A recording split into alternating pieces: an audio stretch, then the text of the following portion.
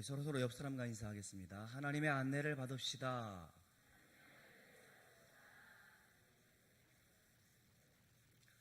무더위에 잘 계시네요.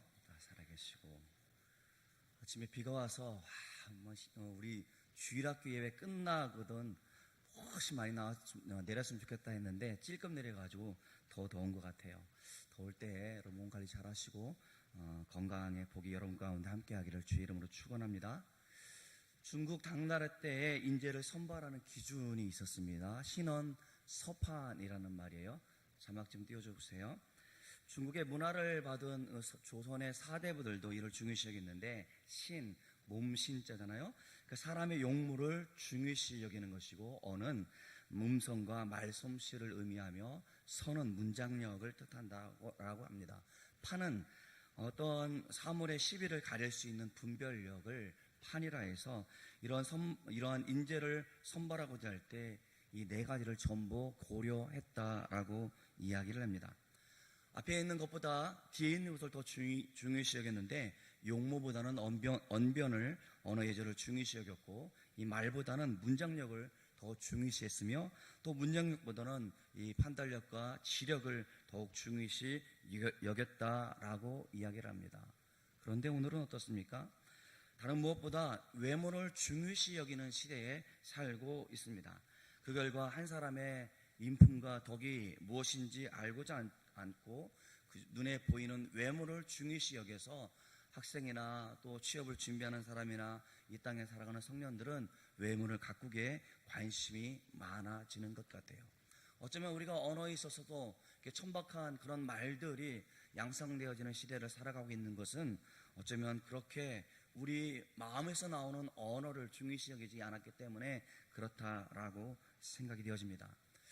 오늘도 예외 없이 이와 같은 우리는 문화와 한계 가운데 살고 있습니다. 말하자면 사람을 외모로 판단하는 시대 가운데 살고 있다라는 말입니다. 사람의 됨됨이는 그 외모를 보고 판단하는 그렇게 판단하고자 덤비는 시대 가운데 살고자 있어요. 그래서 관상학이 많이 발전하고 있잖아요.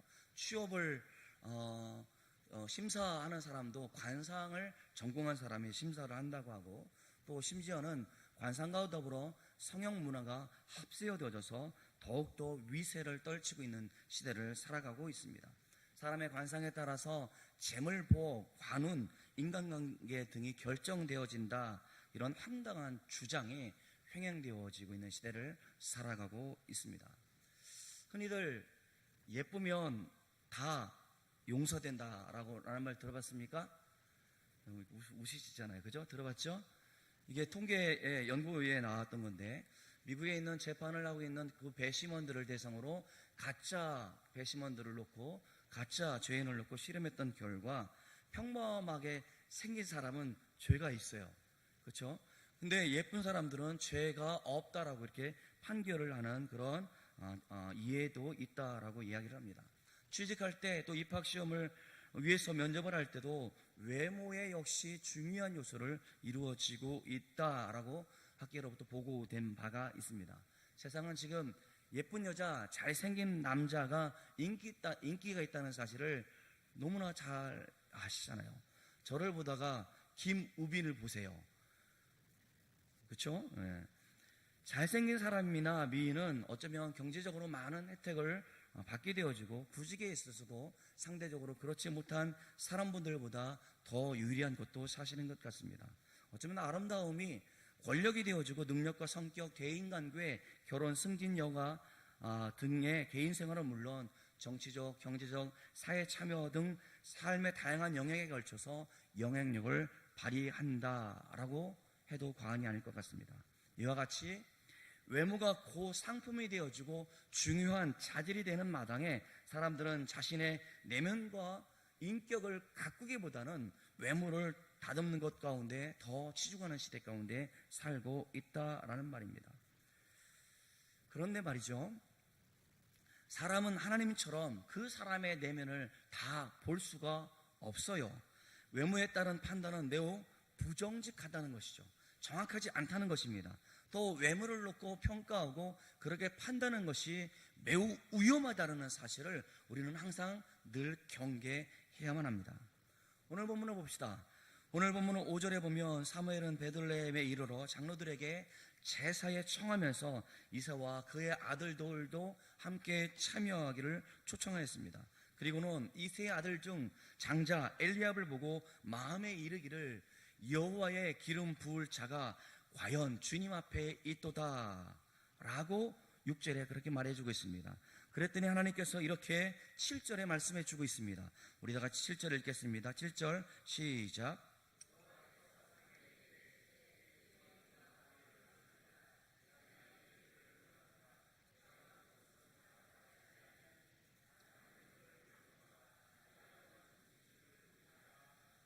아멘. 용모와 키를 보지 말라고 말씀해 주고 있어요. 제 얼굴과 키 보면은 아무래도 요 사무엘의 기준에 맞지 않았다라고 생각이 되어집니다. 근데 여러분 잘 생각을 해보세요. 사무엘이 어떤 사람이에요? 사무엘은 초대 왕 사울을 세웠던 사람 아니겠습니까? 그 사무엘은 사사입니다. 지도자입니다. 그렇게 경건했던 사무엘조차도 사람 왕을 세우는 데 있어서 기준이 용모였다는 사실을 말씀해 주고 있다는 것이죠.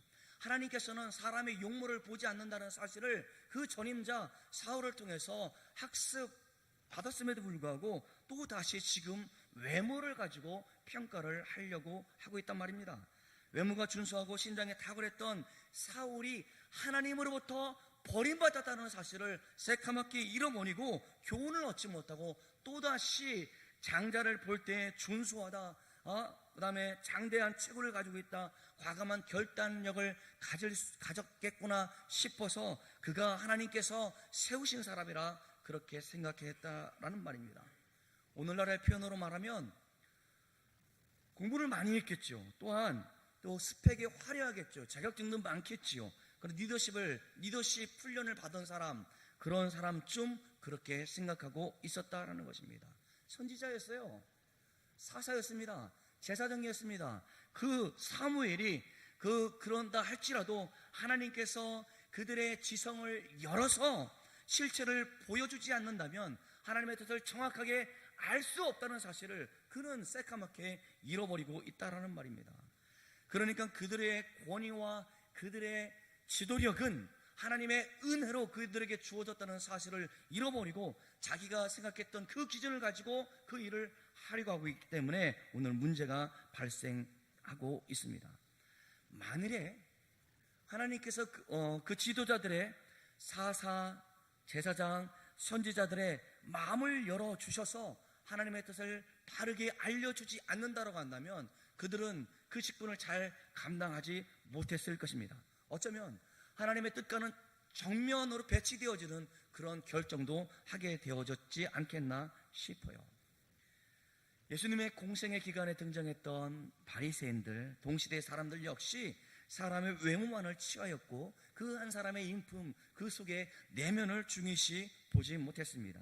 심지어 경건한 사람으로 여겨졌던 나다니엘이라는 사람마저도 그러한 인식의 장애를 겪고 있었습니다.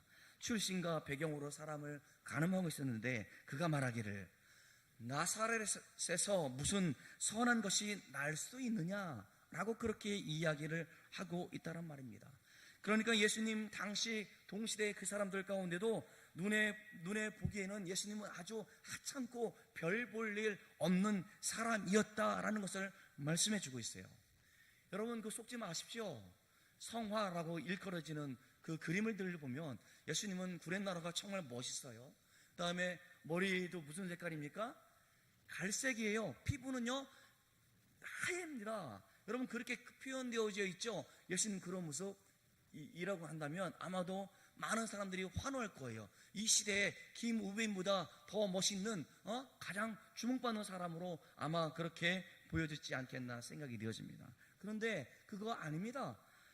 왜냐하면 이사야 선지자가 예수님을 표현하기를 이렇게 표현해주고 있습니다. 우리 다 같이 읽어보겠습니다. 시작. 그는 주 앞에서 자라나기를 연한 순 같고 마른 땅에서 나온 줄기 같아서 고운 모양도 없고 풍채도 없은즉 우리의 보기에 흠모할 만한 아름다운 것이 없도다. 예수님이 사람들 가운데 냉대를 받고 주목을 받지 못했던 것은 그 배경과 출신, 외모를 중시하는 외모 지상주의자들, 루키즘에 빠져있는 사람들 가운데는 예수님은 관심의 대상이 아니었단 말입니다. 저는 이 말씀이 굉장히 위로가 되어져요. 예수님은 김우빈처럼 잘생겼다, 키가 크더라, 눈이 크더라, 똑똑하게 생겼다라고 한다면 그런 사람들이 다 이 자리에서 말씀을 전해야 되지 않겠습니까? 그런데 볼품 없었다라고 그렇게 표현해 주고 있다라는 말입니다. 어떤 사람이든 간에 사람의 외모를 보는 것은 우리의 속성이 다 그래요. 잘생긴 사람에게 관심이 많고 예쁜 여자에게 관심이 많은 것이 우리들의 죄된 속성이라는 말입니다. 그러나 하나님은 사람을 외모로 보지 아니하시고 사람의 중심을 보신다라고 말씀해 주고 있습니다. 중심이란 곧 마음이고 그 마음은 내면의 존재를 말해주고 있습니다. 권윤경이라는 그 이름을 부를 때는 그 사람이 꿈꾸고 있는 마음들 가지고 있는 그 내면을 여러분들이 연상할 수 있듯이 그 사람을 볼 때 그 마음, 그 중심, 그 내면을 볼 수 있어야 된다는 것이죠. 우리 존재의 이유는 이런 외모가 아니라 우리 내면이라는 사실을, 마음이라는 사실을, 중심이라는 사실을 하나님께서는 그렇게 말씀해 주고 있다는 말입니다. 모든 비밀은 우리 안에 있어요. 우리 마음 안에 있다는 말입니다. 그러나 우리는 저 사람의 마음의 비밀을 알 수 없지만 하나님께서는 심령을 통찰하시는 분이기 때문에 우리의 모든 것을 아신다라고 말씀해 주고 있다라는 말입니다. 잠언 16장 2절에는 이렇게 말씀해 주고 있어요. 사람의 행위가 자기 보기에는 모두 깨끗하다라는 겁니다. 이게 무슨 말이에요? 나 이 정도면 괜찮아, 나는 이 세상 가운데 많은 사람들의 스탠다드야 라고 말한다는 것입니다. 그러나 여호와는 심령을 감찰하시느니라 라고 말씀해 주고 있습니다. 그러니까 사람의 눈은 그 사람의 경건한 모습, 거룩한 모습, 그 마음 가운데 진실로 하나님을 사랑하는 그 마음을 우리는 알 수 없지만 하나님께서는 정확하게 간파하고 있다는 사실을 말씀해 주고 있다는 말입니다. 사무엘로 다시 돌아와서 사무엘은 지금 자연적인 상황에 따라서 하나님께서 택하신 사람이 누구인지 판단하고자 했습니다. 그러나 그는 자신의 기준을 가지고 장자, 리더십, 기고리, 외모의 기준을 가지고 판단할 것이 아니라 도리어 하나님, 내가 어떻게 이것을 판단해야 합니까? 어떻게 정해야 합니까? 하나님께 묻는, 하나님의 도우심을 구하는 것이 먼저였었어야 된다는 사실입니다. 주님께서도 제자들을 선택하실 때에 마가복음 6장에 보니까 그 전날 밤에 밤새워 기도하셨다라고 말씀해 주고 있습니다. 하나님께서 자신에게 맡겨주는 사람들을 만나기 위해서 아버지를 전적으로 의지하는 샘플을 우리에게 보여주고 있다는 말입니다. 사무엘은 지금 이새의 아들들을 면접하면서 그 나름대로 왕이 될 수 있는 기준을 가지고 있었습니다. 사울을 선택할 때의 경험을 가지고 동시대 사람들이 가지고 있었던 그런 시각을 가지고 선택하려고 했다는 것입니다. 그런 기준은 무엇이었습니까? 동양 사회였기 때문에 장자가 우선이었습니다. 두 번째는 용모가 뛰어나 있어야 되고 신장이 컸었다라는 그런 기준을 가지고 그 아들들을 면접하고자 했기에 장자 엘리압을 주목해 보면서 준수한 외모, 장부로서의 신장과 기백을 갖춘 인물이었기 때문에 여호와의 기름 부으실 자가 과연 주님 앞에 있도다, 그렇게 말하고 있다는 말입니다. 그러나 그의 판단은 완전히 틀렸습니다. 하나님의 선택은 이새의 장자 엘리압이 아니라 막내인 다윗이었다는 사실을 우리는 너무나 잘 알고 있습니다. 사무엘의 기준으로 보면 다윗은 아직 어리고 보잘것없는 소년이었고 형제들 간의 서열에서도 제일 뒤에 있었고 신체적 조건으로 보면 그의 형 엘리압에 미치지 못했던 인물이었습니다. 그러나 하나님께서는 사무엘의 인식을 교정시켜 주고 있어요. 그래서 7장 상반절에 보니까 여호와께서 사무엘에게 이르시되 그 용모와 신장을 보지 말라, 내가 그를 버려놓으라, 이렇게 말씀해 주고 있다라는 말입니다. 우리는 어떤 결정을 내릴 때에 하나님을 도외시하는 잘못을 범하기도 합니다. 선택의 기로에 섰을 때에 우리의 눈이 결정적으로 잘못 결정할 수 있다는 사실을 망각하고 그것이 바른 선택이라 성급하게 믿어서는 곤란하겠다 싶습니다. 하나님의 도우심을 받지 않고 그 문제를 해결할 능력이 우리 안에는 없다는 사실을 인식해야 합니다. 우리가 내린 결정이 잘못되어질 수 있다는 사실을 우리가 인식해야 한다는 말입니다. 그러기에 하나님 앞에 묻고 하나님의 도우심을 구하고 하나님 앞에 기도하는 것이 먼저라는 사실을 오늘 본문을 통해서 깨닫게 되어집니다. 바로 이것이 사무엘이 사울을 대신할 왕을 세우기 위해서 이새의 집에서 저질렀던 잘못이었습니다. 어쩌면 안타깝게도 우리들도 역시 사무엘과 같이 자의적인 삶의 위험에 대해서 제대로 인식하지 못할 수 있겠다 싶습니다. 하나님 없이 스스로 내린 결정이 잘못되어질 수 있다는 사실을 망각하기 때문에 우리는 하나님 앞에 구하지 않습니다. 묻지 않습니다. 기도하지 않습니다. 하나님의 인내를 받아야 된다는 것은 우리 모두의 삶에 있어서 가장 중요한 원리라는 사실을 오늘 본문을 통해서 우리는 알게 되어져요. 배우자를 결정할 때도 기도해야 합니다. 우리가 진학을 할 때에도, 우리가 취업을 할 때에도 기도해야 합니다. 우리가 새로운 담임 목사님을 선임할 때에도 기도해야 될 뿐만 아니라 나라의 공동체의 지도자를 선임할 때에도 우리는 기도해야 할 것이고, 그런데 종종 우리의 시각은 외모, 스펙, 배경, 관념적인 것들, 그런 기준으로 가지고 결정하려고 하는 것이 자연적인 경향이라 말씀드릴 수 있을 것 같아요. 물론 중요합니다.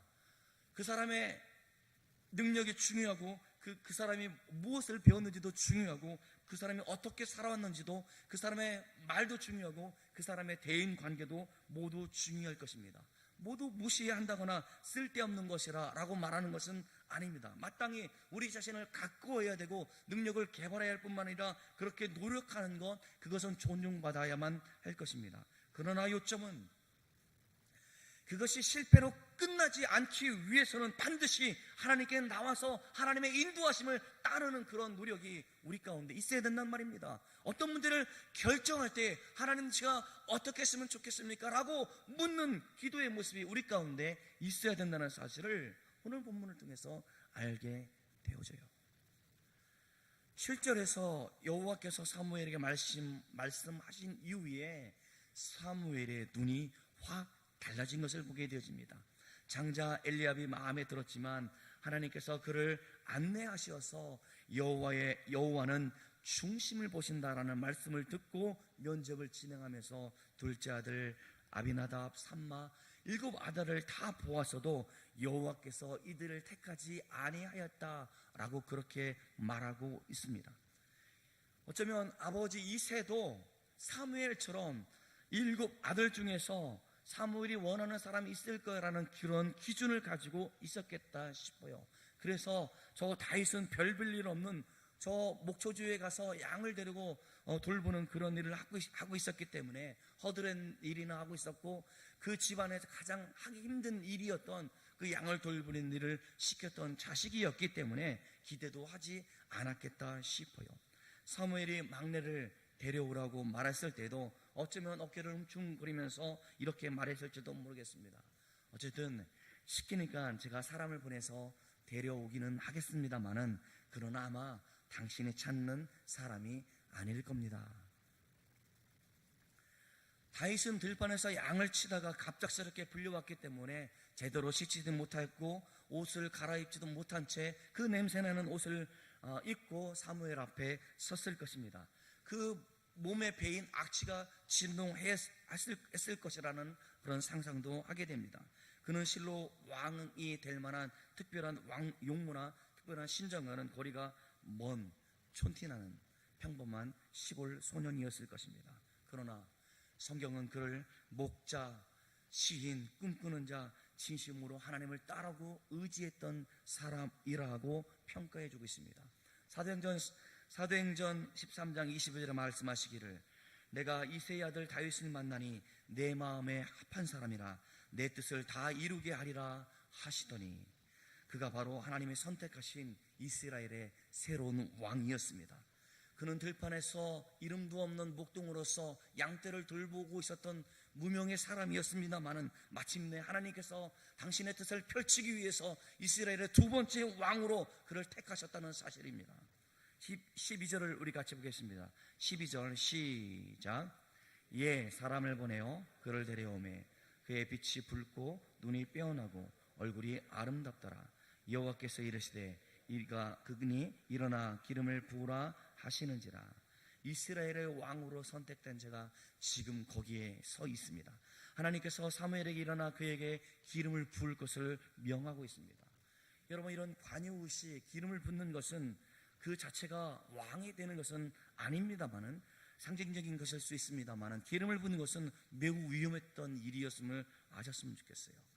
하나님께서 그를 왕으로 세우신다는 외적인 표지였기 때문에 어쩌면 다윗은 지금 사울 왕에게 표적이 되어져서 위험에 노출되어질 수 있는 그런 지경에 이르게 되어졌고, 또 그 일을 주도했던 제사장 사무엘은 자신의 안위 역시 위험하게 되어진다는 사실입니다. 그래서 13절에 볼 때 뭐라고 말씀해 주고 있냐면 사무엘이 떠나서 자기 고향 라마로 갔다라고 말씀해 주고 있습니다. 사무엘의 기름을 붓는 것이 무엇을 뜻하는지 밝히지 않았기 때문에 다윗이나 그 아비나 형제들은 그 의미를 제대로 몰랐을 것입니다. 아마도 이새와 그 다른 아들들은 생각하기를 어쩌면 다윗을 선지학교의 학생으로 뽑아서 훈련시키겠다라는 그런 기대를 하고 있었을지도 모르겠습니다. 그러나 다윗의 생애를 연구하면 드러나는 사실이 있는데, 그것은 사무엘이 그를 가르치거나 사무엘이 그를 지도하였거나 사무엘이 그에게 너는 왕으로서 이렇게 해야 된다라고 말씀한 구절이 한 구절도 없다라는 것입니다. 여호와의 종들이 거치는 혹독한 훈련을 통해서 이스라엘의 하나님의 마음에 합한 왕이 되기 위해서 그가 많은 시련 가운데 만났던 그 하나님이 그를 연단케 하셨고 그를 지도자로 세우기 위해서 훈련시켰다는 사실을 우리는 너무나 잘 알고 있다는 것입니다. 사무엘이 아니라 사람이 아니라 하나님께서 다윗을 훈련시켰다라는 말입니다. 이러한 관유 의식 후에 중대한 변화가 나타나지고 있는데 13절에 보니까 다윗이 여호와의 영에게 크게 감동되었다라고 말씀해 주고 있어요. 그는 목동이 이었을 때도 여호와는 나의 목자라고 그렇게 신앙 고백하였고 그가 늘 항상 어려운 일들 가운데도 주님을 노래했던 시인이었습니다마는 그가 지금 이런 기름 부음을 받은 사건 이후에 중대한 변화가 바로 무엇입니까? 여호와의 영이 그에게 임했다라고 말씀해 주고 있습니다. 그 영의 임함의 결과가 무엇입니까? 그는 점차로 고귀한 인격이 주어졌고 그 문제를 해결할 수 있는 지적인 능력이 있었고 전쟁 가운데 전쟁에서 승리할 수 있는 그러한 능력이 그에게 주어졌다는 사실을, 그가 하나님의 영에 감동되어져서 살아가는 그 모습들을 그 당시에 많은 사람들이 목도하게 되어졌다라는 말입니다. 우리가 잘 알고 있듯이 이제 그는 골리앗과 싸울 사람이 되어지고 또한 전쟁 가운데 승리하는 사람들이 되어지고 하나님께서 늘 항상 그와 함께 해 주셔서 그를 위해서 하나님께서 싸우시고 그를 건져주시고 그를 보호해 주었다는 사실을 그를 따랐던 많은 사람들, 이스라엘 사람들이 알게 되어졌다라는 것입니다. 우리는 다윗의 생애를 조명할 때 그의 자질과 조건에서 하나님의 은혜가 그를 만들어갔다는 사실, 하나님의 성령이 그와 함께 하셨기 때문에 그가 위대한 왕이 되어졌다는 사실을 알게 되어집니다. 사랑하는 성도 여러분, 오늘 본문을 통해서 우리에게도 이런 믿음이 있었으면 좋겠습니다.